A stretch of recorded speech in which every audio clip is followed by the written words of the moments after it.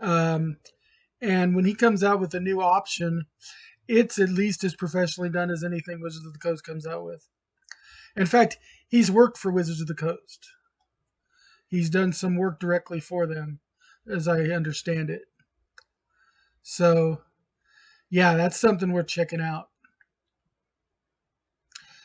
Okay, well, let's see. We've got we've got about a half hour left, and we've got the big meat and potatoes of our episode every week coming up next, which is of course the TV segment. And there's so much going on in TV right now. I don't have images for everything. I'm just going to put up a basic image right now. Um, there's an Arrowverse image. Lots going on in the Arrowverse right now. Mainly, Flash and Supergirl are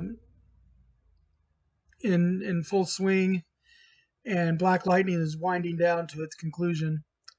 I've not been following Black Lightning, and we haven't been following Black Lightning at all on this particular podcast. So that's someone you're going to have to check elsewhere for details about that particular show. But I know Lurch was catching up today on Supergirl and Flash. And I thought there was no Flash last week, but then I found out this week that there was two. So maybe they were late coming out with one of them, but I watched them both this week. So we're all caught up there as far as I am concerned. So in the Arrowverse, first off, we have Supergirl. If you've been following Supergirl, she is now stuck in the Phantom Zone. And okay, we all remember Crisis and everything coming together into making one world. Well, conversely, they put a plot twist in there for us, huh, Lurch? You there, Lurch? Greg? Did I lose you guys? I think you guys are both frozen. Yes, you are. Huh. Make sure I've still got my... I'm still broadcasting. It looks like I've lost my other two anchors at the moment, but it looks like they might be coming back.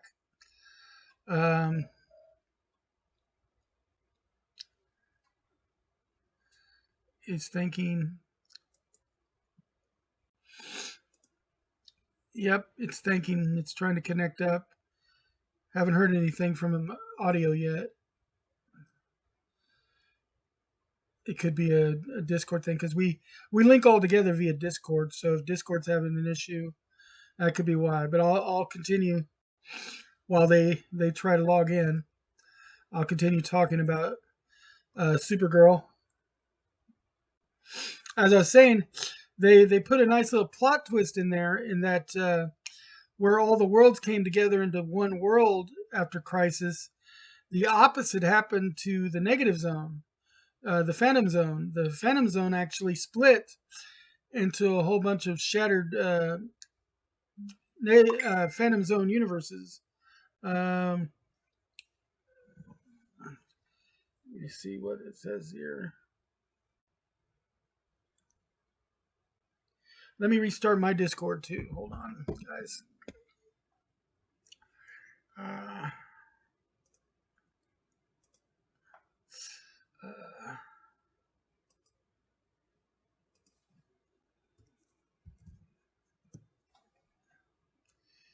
Discord. Here we go. Come back into Discord. Oh, Doc, can you hear us? Hey. There you guys are. Hey, all right. Don't see Lurch, but I see Greg. I thought maybe you guys lost connection, but it might have been my Discord that had lost it. Let's see. What does it say here? We pulled the stream up, and it was you with the superheroes, and Lurch and I were just kind of freeze framed. Yeah, that's why I thought you guys had lost connection, but maybe somehow my Discord had lost. I think your network lost because your stream looked like it restarted as well. Let me see. Do you have a counter on the top that shows you how long the stream is? Yep, It's been on my going Twitch. 5 counter says minutes. 5 minutes now. So Yeah. yeah, I don't know where I got lost there. We're still Oh not well. seeing a picture of Lurch. You don't see me? Oh, Nope. I can see him. I can see Lurch and me, but not you in the Discord. I can see Doc and me, but not Lurch in the Twitch. Yeah, no, you can never see me in the Discord because yeah. my camera is taken up by the All right. direct broadcast I'll. software. Uh, eh, yeah, it stopped thinking and just showed the little avatar. I don't know what's going on with this. Anyway, we've only got about a half hour left, so I don't want to go through. Yeah, go ahead. If it ends Okay. up, Now that yeah, we're all back in one room. yeah. I was just saying that Supergirl threw us a plot twist. You know, with Crisis, you know, all the worlds came together into one world, and that was great. And then their plot twist they stuck with us, as Lurch will attest, is they took the Phantom Zone and they broke it apart into several different worlds. Yeah, So they kind of broke the Phantom Zone into like it's fractured, and now there's a whole bunch of Phantom Zones layered together into one Phantom Zone. So I so guess it's the the land of opposite of all the 50 Crisis. something. Yeah, Yeah. so it's the opposite of what happened to Crisis. Is what we had with the Phantom Zone, and so that's one of the big plot twists that they added. Another thing they did that they brought back it last week, and we saw just a little bit more of this week, is Kara's father, her actual Kryptonian birth father, was in the Phantom Zone. And, Yep. you know, we thought he died on Krypton, but he actually survived in the Phantom Zone and was acting like a bit of a cowardly recluse. But considering what he was fighting against, you can't really blame somebody for being kind of cowardly around those phantoms. They're pretty badass. Yeah, and he But spent a couple of decades trapped in that Phantom Zone. right, but Kara gave him a spine back uh, because if he might be willing to just sit and survive himself, and he wanted his daughter to do it. But if his daughter was going to put herself in danger, he was not going to let her do it alone. Which that's a good father there. And so he came out, and then this week we meet a female ally. We're going to call him an ally Fifth right now. dimensional. I Yeah. haven't gone into that yet, but we're going to call him an ally right now. We don't know if it's going to continue to be an ally or what, but as Lurch was about to say, a fifth dimensional imp. And of course, we've met another fifth dimensional imp in the pages of Superman and Supergirl and in the shows. Of course, we're talking about Mr. Mixelpidalic. Yeah, who's been in 2 episodes of Supergirl before. Yes. And so that gives us an idea if she starts to be able to use her fifth dimensional imp powers more extensively. Now, I didn't see all the way through the end of the episode today. I have to rewatch it. So I don't know if she did actually get access to her powers before the end of the episode, but I know they're going to be building on more and more onto it. Yeah, she like at at the beginning of when shortly after she was introduced and she was explaining who she was and that she's a fifth dimensional imp. She's actually a princess from the fifth dimension that got imprisoned there by her father because her father was concerned that he would take her place or she would take his place as the ruler or as the queen or whatever and kill him or something. So he had her imprisoned. At least that's her story. Yep. Ah, the joys of the royal families. Right, yeah. Apparently the king killed her older brother first because he was the first heir, and then banished her to the Phantom Zone so that he wouldn't have any heirs to take his throne. Yeah. Man, oh man. The thing I'm interested in finding out is what, if anything, is her direct connection to Mixelpidalic. Yeah. Because, whenever they could be related or something too. Yeah, whenever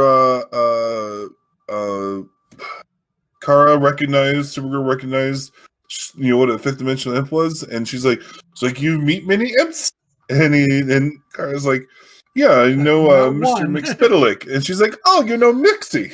Yes, I know that was great. So that's what's going on with Supergirl right now. Then let's head over to the Flash. Now, in the Flash, we've been dealing with a live, living, breathing human avatar of the Speed Force called Nora, because she's of course patterned after Barry Allen's mother, who's been there kind of healing herself, and at the same time kind of healing the Flash too, of his powers, because of course they're interrelated, because his powers are directly linked to the Speed Force. And we find that she's being challenged by these other metas, Forza and Psyche. And then this week's episode, we're going to throw in another one, basically Time, that ends up, and we have a little bit of a time travel Groundhog's Day kind of excursion with Cisco and that was actually last week.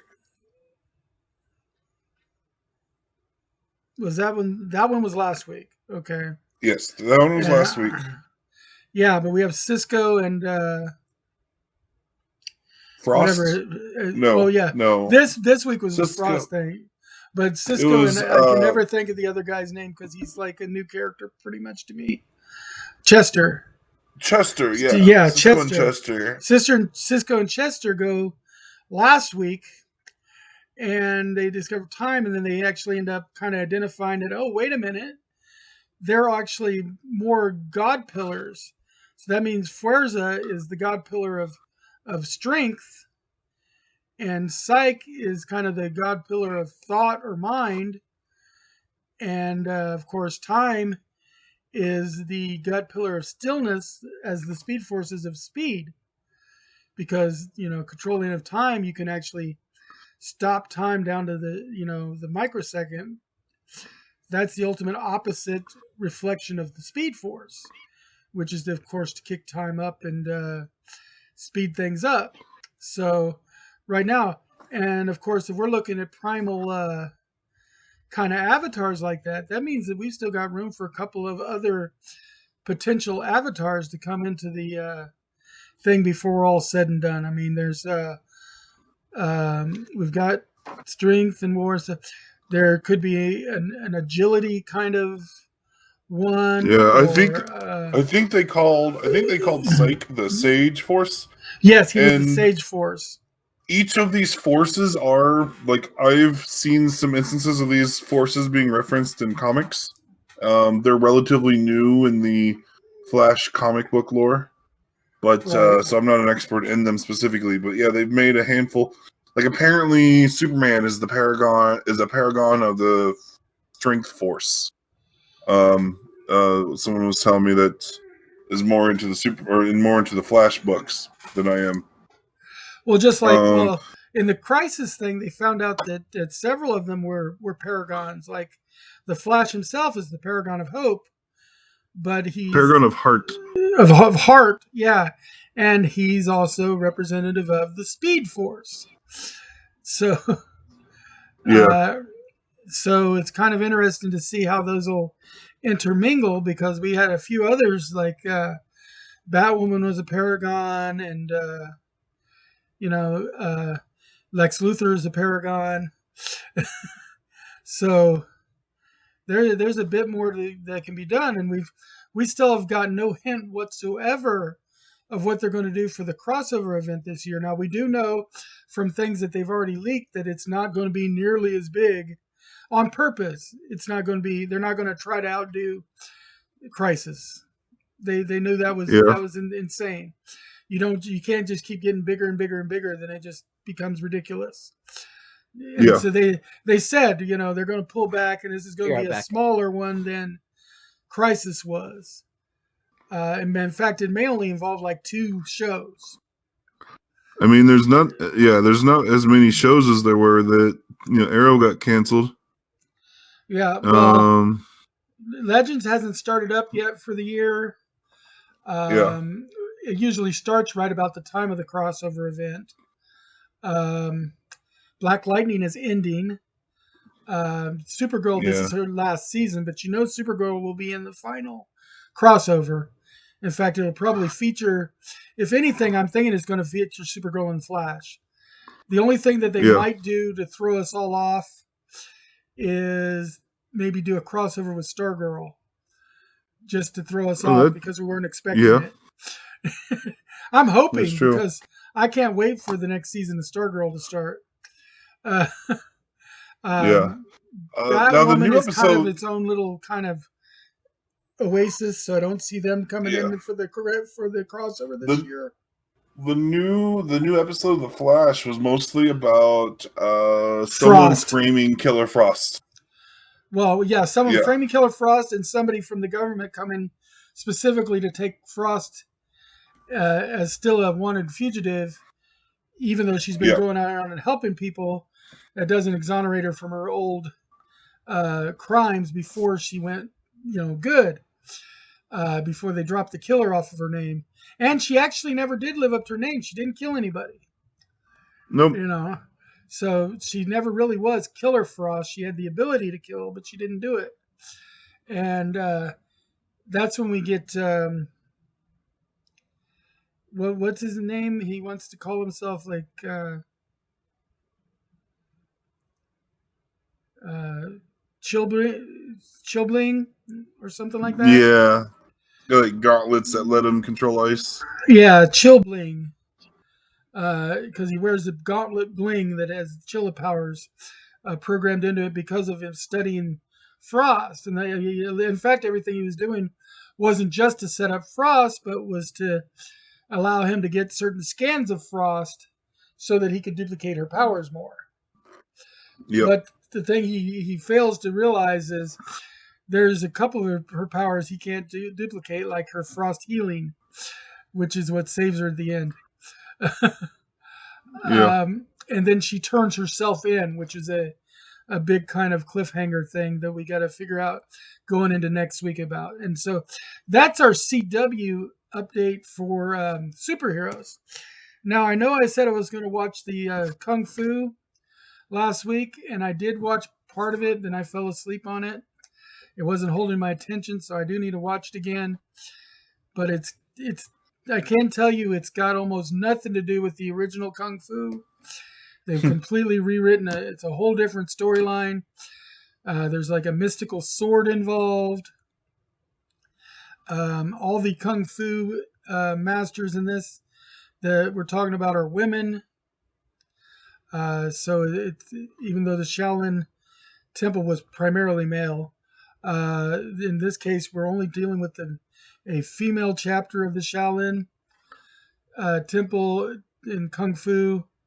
There's some good martial arts scenes from what I saw, but I don't know. I need to try to watch it again when I'm a little bit more awake and see what's going on. So I don't have much of an update for that, and I do apologize for that. However, in the world of superheroes, before we get into the Falcon and the Winter Soldier, which is, of course, what I know a lot of people are waiting on, there's a couple other things I want to touch on. Netflix started to show a new movie with Melissa McCarthy called Thunder Force. It's in the superhero genre. Yes, Oh yeah. go ahead. Oh, I was gonna say I saw something about it's a show, right? Not a movie. It's a movie. It's a movie. Okay. It is a movie. But it's on Netflix, and basically in the world of this one, there was this alien energy that came on the planet. I don't remember if it was an asteroid or whatever, but it affected a small portion of the population and gave them superpowers. But all the people it gave superpowers to had homicidal tendencies. They were, maniacs. So no good guys. So they all became what was called miscreants. And miscreants have been haunting, the planet since then.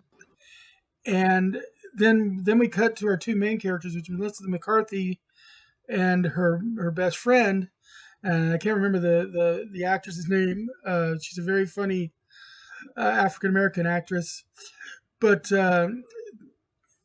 we show them meet in high school, and she talks about the African American actress talks about how her parents were killed by a miscreant, but her parents were world class geneticists who were studying to try to find a way to give superpowers to regular people, so that we could have basically some good guys to fight the bad guys. And so that was her lifelong work. And Melissa McCarthy's character, kind of becomes her like best friend, bodyguard, not so smart sidekick type of thing. The standard high school thing.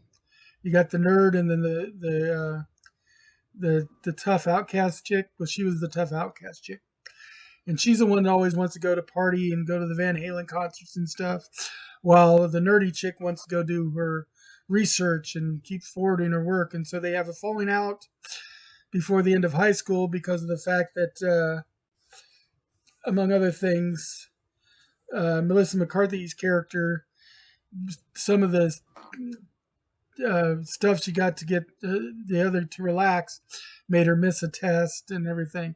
So they go, 20, 30 years without speaking. And then they turn out that she does discover a way to give superpowers to regular people. And during the high school reunion, Melissa McCarthy's character shows up to bring her to the reunion because she said she was going to go. And she's told to stay in the lab, not touch anything. Well, she ends up laying down in the wrong spot and gets hit with the prototype for one of the superpowers she's going to be giving herself. And so she gets the super strength superpower. And of course, it took so long to develop the serum and stuff for the superpower that there's no way they can make another dose. So now Melissa McCarthy has to keep doing the regimen to get the super strength, because if she stops, her body will seize up on her and stuff, because of the fact that the one dose is enough to change her body chemistry. And if she didn't keep taking the doses and training, she basically would kill herself with the changes in her body. So Melissa McCarthy gets super strength, and her friend ends up, the only superpower she ended up getting is invisibility. She was originally going to give herself super strength and invisibility in order to fight. And so anyway, and they fight miscreants, and I don't want to go into too much detail and give away like some of the secrets of the show, because you can go on Netflix right now and watch it. But it's called Thunder Force. So check that one out. And I think it's a welcome back to Lurch. Are you back here? Yeah. I was trying to fix my camera, but it didn't help. Yeah. Okay, and then the other thing I want to touch on before we touch on the Falcon and the Winter Soldier is an HBO series that just started last Sunday, I'm sorry. And I do have one last subject, too. And Lurch might have one, too. This is called The Nevers. If you have HBO Max, I definitely recommend checking out this new series. Now, The Nevers is kind of like the X-Men. It's mutants, but the story all happens in the 1800s kind of era. It's just barely the dawn of electricity. And there's several people around that are called the Touched. And the Touched have all got like some kind of superpower or ability or mutation that's happening. And most of them seem to be women, although there's a few exceptions. The main character is a brunette lady that gets little brief glimpses into the future that kind of tells her where she needs to be in the future. She also ends up being a pretty good hand-to-hand fighter. Her sidekick, kind of Girl Friday, her special power is to see how electricity flows in objects, which helps her be a better inventor. So she's inventing things like three-wheeled motor cars and different, devices that they use during their time trying to rescue the other touch from people who are kind of like, branding them as witches and branding them as outcasts and freaks and stuff. But there's like all kinds of different touch. The first girl they rescue, she's talking in this weird language, and it turns out by talking to her, she can totally understand spoken English. But when she goes to speak, she's ending up speaking out in all these different languages. It's like somehow her brain is processing everything and then parsing it into every other language on the planet. So she's like a super universal detranslator, I guess you'd call her, because they haven't figured out how to utilize her yet. And she's like, young girl, like maybe no more than 12. And they bring her over to their sanctuary where they've got, and they introduce her to another 12-year-old little girl. And this 12-year-old little girl stands up from a sitting position, and she's like, no more than 12 at most. But you look up and up and up because she's like 15 feet tall. Wow.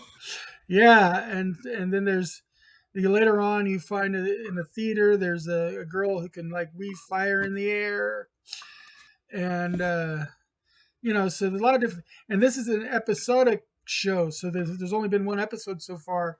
It's called The Nevers. It's, I guess, based on a series of books. I never read the books, but it's got me intrigued, and it's definitely in the spirit of things like the X-Men and the New Mutants.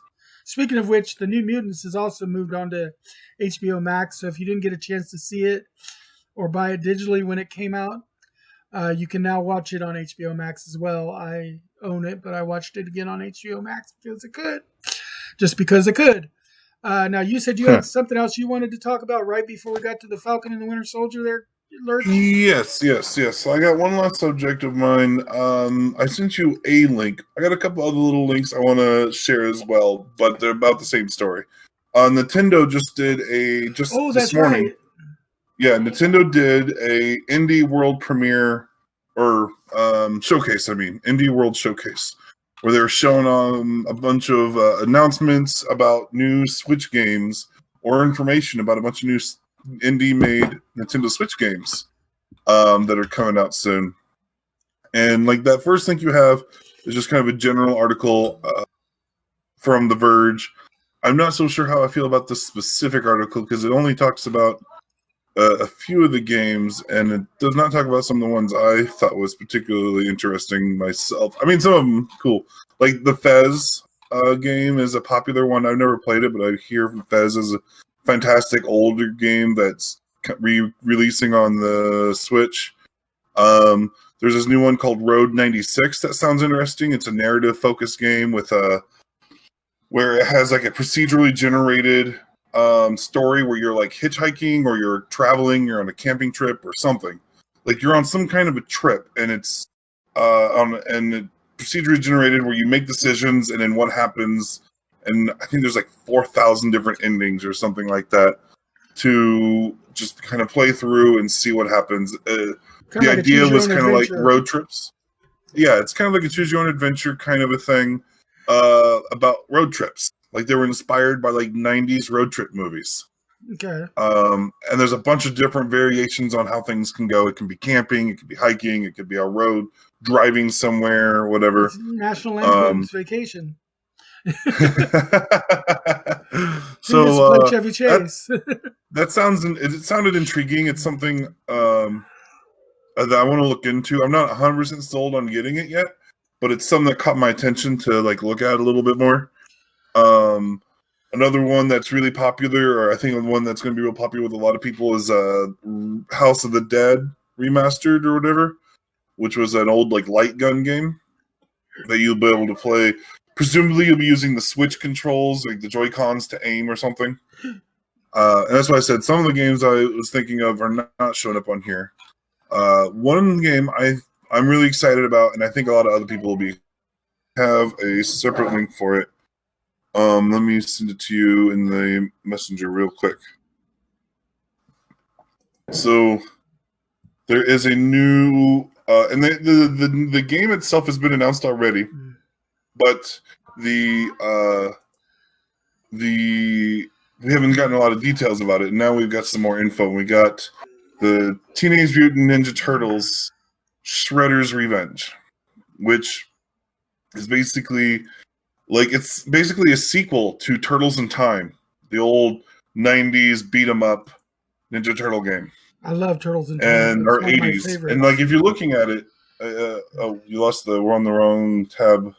But yeah, if you look at it, it's got the old 80s style cartoon Turtles. It's very heavily inspired by that version of the Turtles. And you might need the audio is muted, so you can see some of the footage here. They are very, very much drawing inspiration from that version, and that was an awesome Ninja Turtles in Time. Yeah, that's totally Turtles in Time. Yeah, so it's a new Ninja Turtles game that's built like Turtles in Time, and this is being developed by the same team behind Streets of Rage 4, which I recently streamed, and I liked that one a lot. Streets of Rage 4 was a fantastic game. For a side scroller beat up. Yeah, this is my favorite Turtles game. Yes. So I think then if that's your favorite Turtles game, that's going to definitely get your attention there. The original was Secret of the Ooze, and then there was Turtles in Time, and Turtles in Time was just so much fun. I could play for hours. I mean, yeah, it didn't take hours to go through the whole scenario, but then I would turn around and just play it all over again from the beginning, playing a different one of the main characters. Oh, you got another link for me? Okay, let's see. And I got one last link for you that's another indie announcement. And this is my personal favorite announcement. It's something I'd never heard of before today. I think it's a new announcement, like a premiere of the game. It's called Aztec Forgotten Gods. Aztec, like the Aztec, culture, but it's spelled differently. It's Aztech. Tech, like technology. Yeah. And there's a reason behind that. There's a reason behind the, I guess just accept the cookies. There's a reason behind it. It says here, it blends Mexican storytelling with anime-inspired action adventure. I don't know if you can play the video, but it makes it to where it's got these Aztec kind of gods, but they're more technology-like, artistically speaking. And this is one of those ones I think people need to see visually kind of how this looks. It's like a third-person action adventure game. You're running around, jumping real high, and running on stuff, and fighting these giant behemoth-sized Aztec-designed, but technology-enhanced gods. Doesn't this just look gorgeous? I love it. Artistically speaking, I think this looks great. Just on a visual level. It's very visually appealing. Yeah, and those things that were up there. That's an old Aztec culture game with a ball going through the hoop. It's kind of like a precursor to basketball. Yeah, there was an old Aztec game that I don't remember what it was called, but yeah, the hoop was just sideways instead of the way it is for basketball. Yeah, the hoop is more similar to in a Quidditch game. Yeah. Fall 2021. Yeah. Wow, that's pretty hot almost stuff. I think everything announced today in the event was sometime in 2021. A couple of games were out today, some in the summer, some in the fall, some in December. I'm pretty sure all of them are 2021 releases. Is for the Twitch? Yeah, Nintendo Switch. Or the Switch, it makes me want to Switch even more. I don't have one. So this is my personal favorite announcement from today. I was watching that, and I had to pause the video and message Angel and tell him, dude, look up Aztec Forgotten Gods. And he's like, oh? And then a couple minutes later, he messaged me again, oh my God, man, this looks amazing. And I was like, right? I was so jazzed when I saw this. I was a minute, I was maybe halfway into the video and I had to hit pause and go, Angel needs to know about this because like he's huge into Aztec lore himself. Like I enjoy it. I've even been to some Aztec pyramids during a trip once. Right. But we owe a lot to the Aztec culture. yeah, but it's a culture that's often forgotten. You don't. How many video games have you seen? How many major video games have you seen that used that as an inspiration point? You know, we got the lots of Aztecs and the Greeks. Mayans. You don't get a lot. No, when you think about video games culture, a lot of stuff gets based around Egyptian, Greek, Greece, or Rome, Norse a little gods, bit of Nordic. Yeah, which I love them. If this does get touched on, Old English. If this does get touched on, it's basically just the aesthetic and nothing else. It's used as a backdrop, but never really delving into the culture. I can't think of any other video game examples. I think Aztec was actually the name of one of the mega corporations in Shadowrun. Yes. But yeah, I don't know to what extent they drew on the actual culture. That was probably just another aesthetic thing. Yeah. Well, and I don't know anything about the story yet, but definitely is drawing inspiration. One of the territories in Shadowrun was controlled by the old descendants of the Mayans and the Aztecs, and now Aztec was one of the corporations out of that city-state area. Back in the old Shadowrun, I want to say that's second edition Shadowrun that they started doing a lot of that. The event, the indie event that they put out, it was like 20 minutes, 30 minutes long, something like that. And it was packed full of a lot of really good looking things. I kind of shared a little bit about the ones that speak out to me the most. But everyone's got different tastes. But it was overall a really strong showcase today, I think, for indie games. So I encourage anyone, especially anyone that has a Switch or anyone that's intending on getting a Switch sometime this year, to take a look at that video from today that Nintendo put out, the Indies World Showcase. Yeah, I could totally get behind April 14th. I wish I had a Switch just for playing that Turtles in Time remake kind of thing. Yeah. Now it's not Turtles in Time; it's a sequel to Turtles in Time. But it's the gameplay is so similar that I know I'd enjoy it. Yes, I know it, and I like the graphics and everything too. Between me liking Turtles in Time and me liking the new Streets of Rage 4, which was made by the same team that's making this Turtles in Time, I know I'm going to like this. Or I know I'm going to like the Shredder's Revenge. I'm getting my titles mixed up now. Yeah, Shredder's Revenge is going to be awesome. And I could totally get it. I'm a total Donatello player, although I do play a little bit of Michelangelo as well. Gotta go for that reach. Yeah. Well, Donatello was just always one of my favorite characters because he was the smart one. He was the nerd.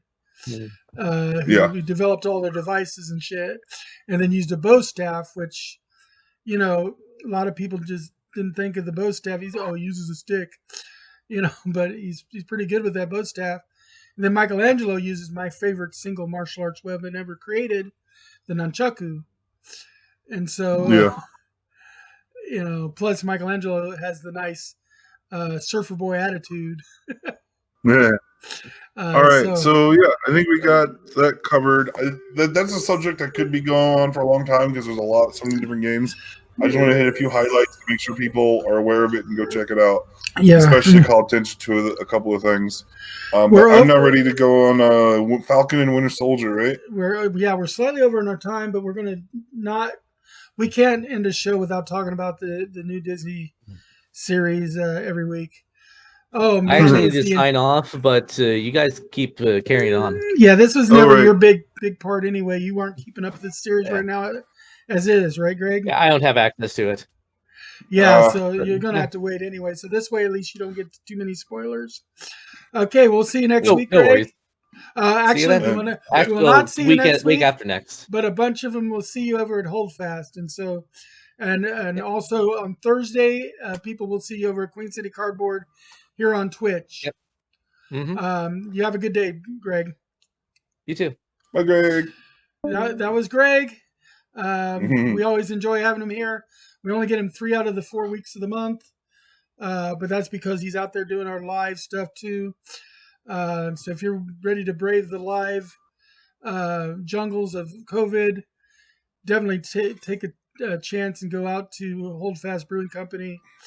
Let me know what you think of the brews, because I don't drink beer and anything, so I can't tell you how good those are. But tell me how much you love their food, because I did, and I like enjoying talking food. And tell me what kind of games that he played with you, because Greg always has some new and old games to both to share. So check that out. Anyway, we're going over just a little bit in time because me and Lurch cannot end the show without talking Disney. And Marvel. yes, Yeah. the Marvel Cinematic Universe. And right now, the show of choice is Falcon and the Winter Soldier. And let me tell you, they're just pumping up the adrenaline week after week. I told you that first episode was slow, and I almost wanted to give up on it right away. Said I'd give it 3 episodes. Second episode, I was already ready to commit. Third episode, I was locked in. There's no chance. Now this fourth episode hits, and we're seeing even more and more. We're seeing the kind of the fragmentation of the psyche of the new Captain America, or as we'll come to know him as U.S. Agent. Probably, yeah. Because in my book, he's never going to be Captain America. There was this moment where he yells. He's like, "Do you know who I am? I'm Captain America." And I'm like, I don't think. But when he kills that guy with the shield. Oh yeah. That, if anything, shows he is not Captain America. Because Captain America wouldn't do that. That is one thing that a Captain America would not do. And yeah, I mean, Captain America has killed plenty of people, but that was more of a murder. But he does it on the battlefield. He doesn't do it in cold-blooded frickin' I've got you already dead to rights, could take you in, and then just kills you with my shield. Yeah. No, that's not. At that point, it was just it was just murder. It wasn't. Steve Rogers killed would in have combat. attacked him right there on the spot if he'd have seen that. And so we're seeing the slow degeneration of U.S. Agent. U.S. Agent's, of course, wingman is hurt or Battlestar. dead. Is he hurt or dead? I believe he's dead. He might be badly hurt, but I think he's dead. I think he might just be badly hurt, but still, it's enough to where his buddy is. It drove Walker into a. Into frenzy. A little bit of a homicidal frenzy.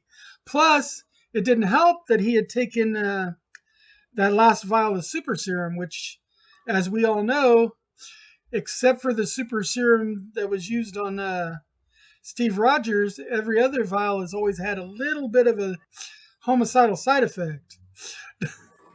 They don't necessarily. People don't keep their cherub-like demeanor. No matter how good a person you are before you take that shot, afterwards you're a little bit more bestial, a little bit more willing to kill, a little bit more primal brained, and so it's very much, and it kind of goes along with the entire mythology. Because if you remember, Bruce Banner was trying to duplicate that serum kind of too when he ended up developing the Hulk serum, and the Hulk got more in touch with his primal part as a side effect. Everybody, it seems like, who gets involved with this super serum, except Steve Rogers, has something of a homicidal break. Steve Rogers is the exception. I mean, even Bucky had to be programmed and stuff to get through it, and then actually had to be broken afterwards. So we're seeing a lot of that kind of stuff. We did see the destruction. We saw Zemo destroy all but that one vial that the U.S. agent snuck away. That's something I wanted to talk about for just a moment. Because Zemo, I really appreciated that moment when Zemo had access to all of those shots, all of the vials of the super soldier serum, and most any other villain would have picked one up, would have even tried to use it, right? Used at least one Not on Zemo. themselves. Yeah, because At least use one most keep one for themselves. Most villains are convinced that no matter what, they are the right hands to put it in. So, Yeah. Zemo, though, kept his convictions and he destroyed all of them, or at least all the ones he saw. One missed his eye, and that's the one that Walker found. Yeah, and Zemo has stated on numerous occasions that really he's not such a bad guy. His main problem is he doesn't believe that super serum should ever have existed in the first place, and he wants to rid any possibility of it. And he stuck to that. Like you said, his convictions were there and he stuck to them. And so he destroyed those vials. He didn't fall for the epic villain's temptation of saying, well, I can use it right. And I can use this ability to hunt down anybody else that might actually try to duplicate this serum in the future. So I should keep it just in case. No. Instead, every vial he saw, he crushed. And without hesitation, he just started stomping on it. He doesn't even take a second to think, ooh, well, maybe I'm tempted. When in Zemo's book, that's the worst possible thing in the world is that serum. He doesn't even believe the one that Captain America took was good. And Captain America has proven on numerous occasions that he's anything but homicidal. He's he has this whole principle of, he believes that serum is an effort to push supremacy, and he likens it to Nazism. Yeah, and that's an interesting thought. He's very much interesting concept. Übermensch philosophy. That a lot of what Hitler was about was building the superior race by breeding just perfect whites with perfect whites, and getting blonde-haired, blue-eyed super soldiers, which will, in a way, that is Captain America, because Steve Rogers was a blonde-haired, blue-eyed, all-American boy. But, who got his powers from a German-made serum. That's right. But that's the thing is, though, so we see more of the actual quality of the character in Zemo in this episode than you expect to see from a villain. You're so used to looking down on the villains or having some slight sympathy for the villains. But in this case, you actually almost have to have a modicum of respect for Zemo. You have to respect that because he's a man who lives his convictions. No matter how misguided they might be, he lives them and he doesn't question them. He goes forth and does what's right, and he doesn't make exceptions for even himself. And that's the thing that separates him out from like Doctor Doom and Magneto and some of these other villains that might have had noble purposes, because Magneto had noble purpose. Originally he just wanted to make sure the humans were safe. That mutants were safe in the human world. His original goal wasn't to take over with the mutants. He thought he needed to take over with the mutants because he thought that's the only way mutants would be safe. Yeah. Magneto wasn't a bad guy. He was a good guy that lived through some bad times and was affected by them. He lived through mutant concentration camps. He lost his parents. He was kind of groomed to become a weapon. And he turned on the people that groomed him and stuff, and then went to try to basically free what he saw as his people. And then later on, he did start thinking of them as Homo superior. And he's saying, well, they're the next stage in evolution. They should be in charge. And that's one way to make sure that they stay safe is to put them in charge. He's not wrong. Yeah. Though the House of M comic line story did kind of show that even when Magneto gets everything he wants, he's still an asshole. He's still Well, not yeah. a good dude. He's still he's got a lot of ego still and stuff. He's not a hero by any means. No. If the closest you could call him is an anti-hero. But yeah, that's just it. You look at your different villain types. Magneto is the kind that would have taken the super serum, the super soldier serum for himself, because he would have justified it in his mind as well. He would use it right. Yeah. Zemo, on the other hand, no way. Doctor Doom would have taken it in a heartbeat. Yeah. He'd be like, "Do I get a second dose? Come on, man, hit me again." Oh man. Because Doctor Doom is like all about amassing more and more power. He's your classic villain. But even Doctor Doom, if you go to his country, they love him as a ruler because he takes care of his people. You do not invade Latveria. You do not do it.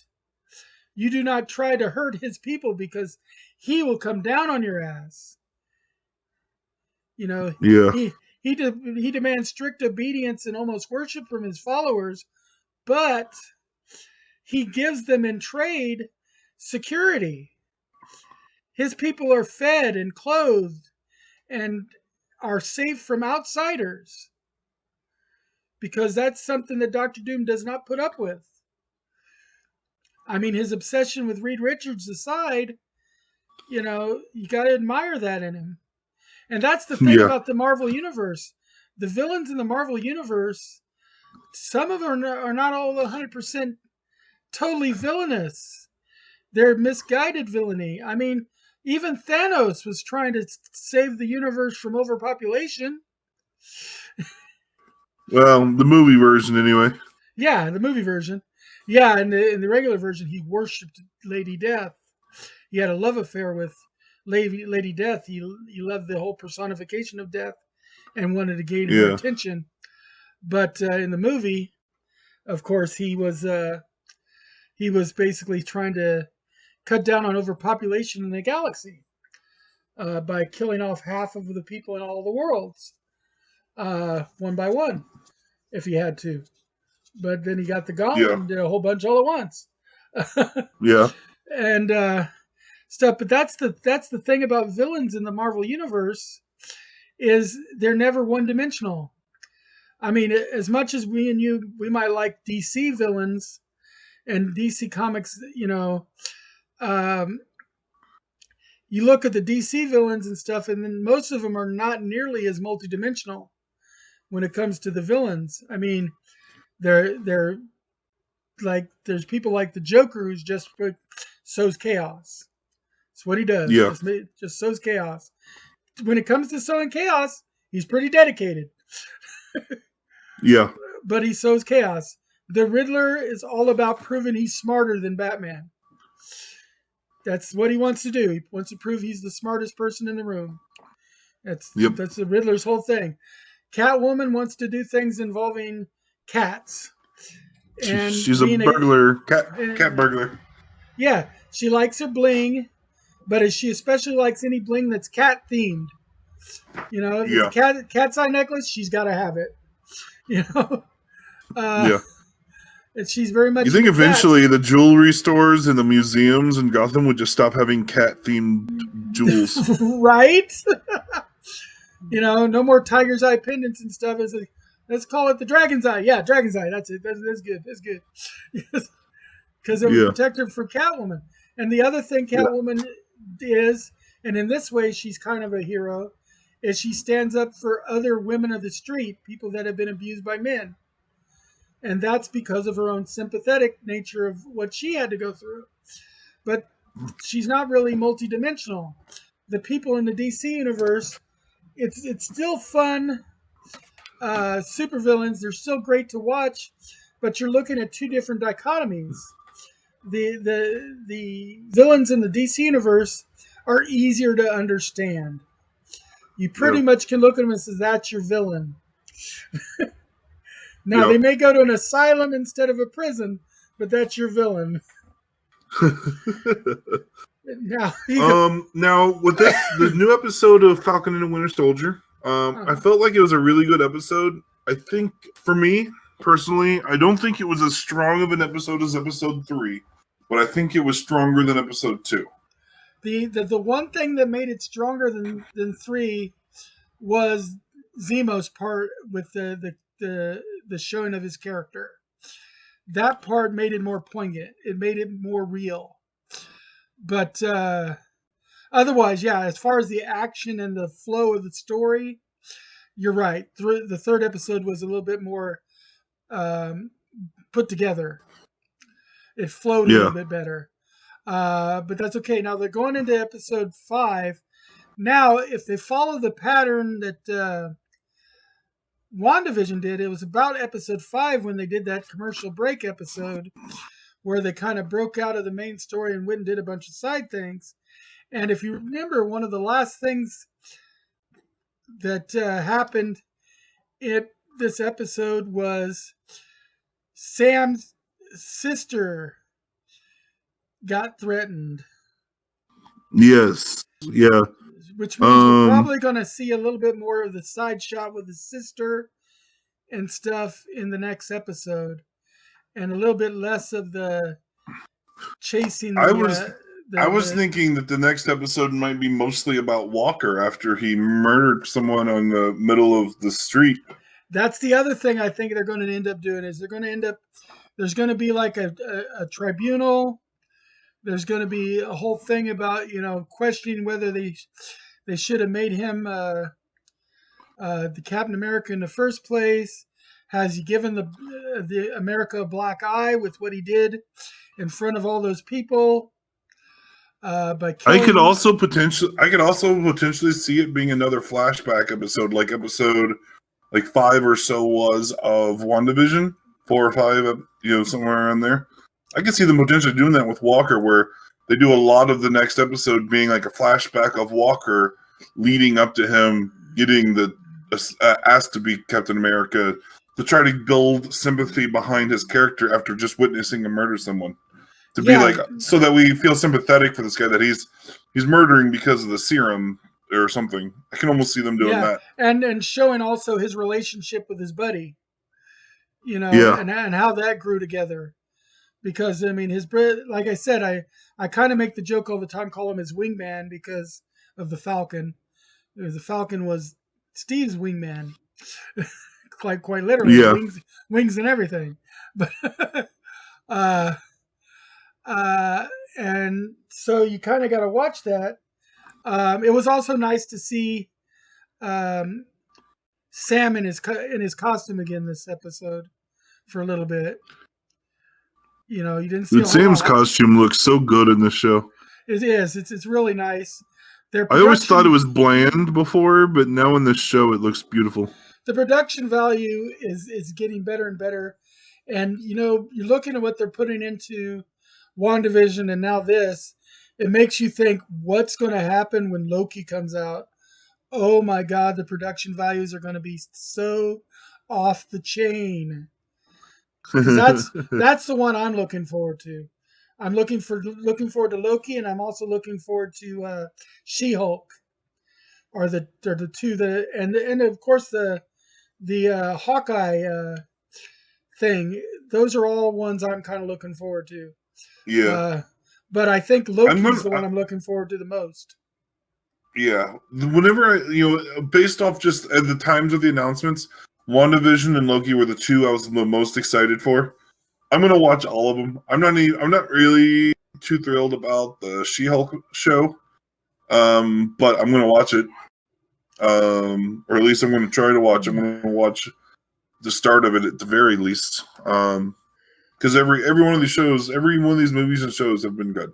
Even the worst MCU films have been better than most regular films. That's true. They've all got rewatchability, and that's something that you can't just rewatch every show. I mean, there's a lot of shows you can rewatch, but some of them you years and years and years before we watch it. Like today, I was rewatching the 48 Hour and 48 Hours, another 48 Hours with Nick Nolte and Eddie Murphy. But it's not something I can rewatch all the time. Then there's shows like Beverly Hills Cop that I could watch, every year, or Die Hard. And then, but then there's the Marvel Universe shows. I can rewatch them all the time. I mean, I could rewatch Doctor Strange over and over again. Ant-Man. Yeah, me too. Ant-Man and Ant-Man and the Wasp. I could rewatch those over and over again. Definitely. Any of the Iron Mans. I could watch those over. There's some of the Captain Americas I could watch over again. Some of them I'm not. Like, I'm not so big into Captain America, the first Avenger. Yeah. And I'm not so big into the second one, Captain America and the Winter Soldier. Neither of those two were really big on my list. But I could watch Civil War over and over again. Yeah. Avengers 2.5. Yeah. It's really more an Avengers movie than a Captain movie. But that's the thing is, especially when it came, except for the first Captain movie, all the rest of the Captain movies were Avenger movies. Because they involved more Avengers. Well, Winter Soldier had, the second movie had Scarlet. It had, Scarlett Johansson. Black Widow, yeah. Thank you. The second movie had Black Widow, and obviously it had the Winter Soldier as an antagonist. But I don't think it had. Did it have other Avengers in it? It brought in Sam. Yeah. Who it made him into an Avenger, but he wasn't really an Avenger yet. But before that, he was more of a Captain America sidekick. Yeah. But he became an Avenger. But where you look at, like, for instance, the Iron Man movies. All three of them have Rhodey. Right. But Rhodey doesn't even really fully become an Avenger until the near the very end. Yeah. Rhodey has always been like the government-sponsored Iron Man. Yeah, it's true. So he's always been a side Iron Man character. And even more than, like, Sam was a side Cap character. But when you look at it, the Iron Man movies could stand alone from the Avengers movies completely, and you wouldn't miss anything. Where you almost have to watch some of the Captain America movies in tandem to get all of the Avengers storyline. Because, like, for instance, Civil War is definitely an Avengers movie. Yeah, it's got most of the Avengers in it. Basically, all of them but Thor and Hulk. Right. But, I mean, it's got multiple, and it's got other people to take Thor and Hulk's place, it's got Ant-Man in him before he's even joined the Avengers. It's got Spider-Man in it. All these extras are in there. So it's a big team-up movie. Iron Man's not a team-up movie. Thor is, for the most part, not a team-up movie. I mean, there's the Hulk is in the later Thor movies, but just the Hulk. You don't get everybody else. It's not like you get Thor, the Hulk, and Iron Man, and everybody's showing up in the Thor movie. Yeah. Yeah, but in the Captain America movies, you start getting everybody showing up because it's really not a standalone movie.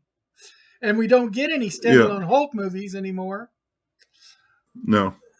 Although they should be planning one now. Anyway, we've gone way over. Well, not way over. We went further over. Half hour over. Last week we went further over, but we were talking about Godzilla versus Kong, so that was understandable. We want to thank people for tuning in. If anybody's still listening there, or if you're going to be listening when I move this over to YouTube. Again, I'll get it over to YouTube this week sometime. And check, I think it got broken into 2 separate videos, so you'll have to like. You never I don't know know. what it gets broken into. I send it over using the breaking up option, and then however they parse it back together on YouTube is however they do it. Well, what I mean is because your connection broke for a minute earlier. That won't necessarily have an effect on it. It depends on how long I was offline. Yeah. If I was only offline for a couple seconds, it'll parse together. But yeah, that So is a yeah, consideration. I'll see it if it's listed twice on today, then I'll know it got broken into 2 pieces, which yeah. means you'll get 2 pieces on YouTube. But anyway, as we always like to end, I'll tell you you can find Lurch over at Left Claw Studios. They run videos almost every day of the week. It's either him or Angel playing console games. And then I think on Sunday they play together for sure. Yeah. But other days they play separate, but sometimes guest on each other's shows as they co-run that channel together. And then of course every week you'll find him here with me in case, unless like work or something gets in the way. And that's twitch.tv/left claw, like lobster claw studios. And you can see them playing console games, Steam games, and PC games. VR games too. VR games, which would be technically like PC console kind of synergistically, because the console in this case is the VR visor. Yeah, but I think it is worth mentioning VR because it is kind of its own experience. Yeah, but it's one of the few quite places different than where other games. It's one of the few channels where you can actually see VR play being done. So you can check it out when they're doing that. They play a lot of different games. The last I heard he played was Pac-Man 99 yesterday. Just to let you know, I'm not sure what it is Angel is playing right now, but he should be broadcasting right at this moment over there. In fact, yeah. If you can, we should try to rate him. I'm not sure if you can do that with your tool, but yeah, see I if we can can rate him. rate him maybe. And Well, we may not have enough people to really get a full rate on, but we can try. But we'll try to raid over to Left Claw Studios when we're done. And then of course here, in addition to doing this show, here I also do my regular shows 3 mornings a week, Tuesday, Thursday, and Saturday morning from 2 a.m. to 6 a.m. Where I play old school RuneScape or Alpha Test Fractured or sometimes other games. I haven't been on lately because of getting my second COVID shot, making me extremely exhausted, nauseous, and stuff. And as you know, it even caught me throwing up on one episode a week or so ago. We don't want to see a whole bunch of that. So I've been trying to catch up with my sleep and getting better. So I may not even stream tonight, but regularly you can see me here doing that. And look for us next week and every week from 8 p.m. till at least 10 p.m. We've been running over a little bit every week where we cover everything in the Nerdosphere. You will at least, bare minimum, get your update on the CW shows and the current Disney Plus offering and whatever just went to HBO Max and live. Next thing scheduled in that regard is Mortal Kombat, I believe, which is coming out real soon here. So thank you 9 days from today, I believe. Yeah, I'm something like that. stoked. Super excited about that myself. We're gonna see now if maybe we can. So Lobster Angel isn't currently streaming at the moment. I'm not sure why. I might actually give him a call and make sure he's okay. Okay, so there's no stream going. Then we're gonna go ahead and call it for the week. So thank you guys for being here, and we will see you next time. Make sure all your rolls are carefully made and a 20 shows up on the die. Just don't let the DM see you changing that facing. And remember the cheat codes when you use your old Konami joystick. It's up, down, left, right, A, B, and start. Up, down, left, right. That's right. And BA start. That's right. We'll get those infinite lives here, no problem. We'll catch you next week, and everybody Have a good time. Keep it nerdy. See ya. Bye.